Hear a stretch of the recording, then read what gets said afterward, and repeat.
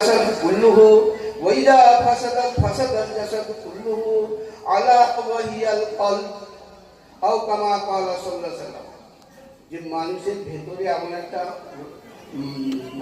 অংশ আছে আর সেটা যখন ঠিক হয়ে যাবে মানুষের সব আমল ঠিক হয়ে যাবে আর সেইটা যখন বিগড়ে যাবে সেই অন্তরটা যখন খারাপ হয়ে যাবে তার থেকে যে আমলগুলো হবে যে নেক কাজ আর ভালো কাজ হবে সে ওইরকম বিজ্ঞান অবস্থা হবে।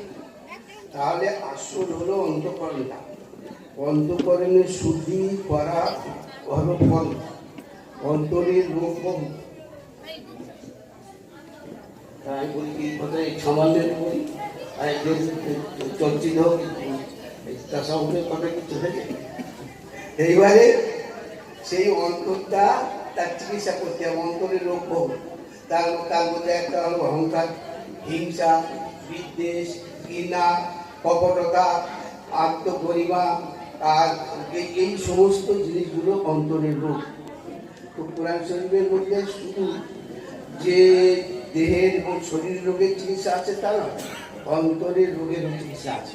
আমরা জ্ঞানীগুণী মানুষ সবাই আমরা এবার চিন্তা করব কোন পথে আমাদের আত্মশুদ্ধি হয়।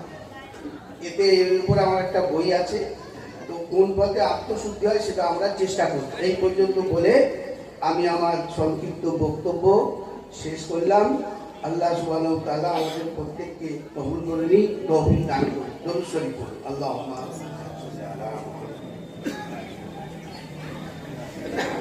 বিসমিল্লাহির রহমানির রহিম আলহামদুলিল্লাহি রাব্বিল আলামিন ওয়াসসালাতু ওয়াসসালামু আলা সাইয়্যিদিল মুরসালিন মাওলানা মুহাম্মাদিন ওয়া আলিহি ওয়া আসহাবিহি আজমাইন।